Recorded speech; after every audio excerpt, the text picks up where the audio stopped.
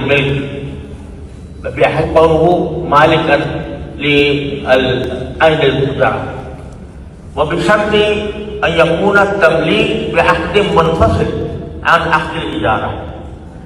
الآن الفاصل الوحيد هذا يعني بالرغم من هذه التعديلات فإن كثير من الفقهاء حتى الآن لا يرونه جائزا، وقد صدر بذلك قرار من المجمع الفقهي للرابطة العالم الإسلامي عدم جوازه، ولكن المجمع قد أجازه بشروط.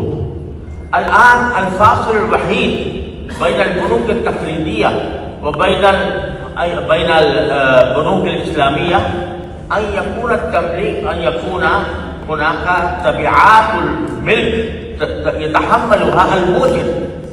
الآن جاءت البحوث وتقول أننا نريد أن نتوسع في هذا أكثر، ونقول أن الضمان كله على المستأجر، يعني حتى لو هلك عن المؤجر فإن تبعة الهلاك تعود إلى المستأجر ولا على المؤجر، فلم يكن على المؤجر شيء من المسؤوليات، وكان قرضا بحتا ربويا إذا لم يتحمل هذه التبعات، يتحمل المؤجر هذه التبعات.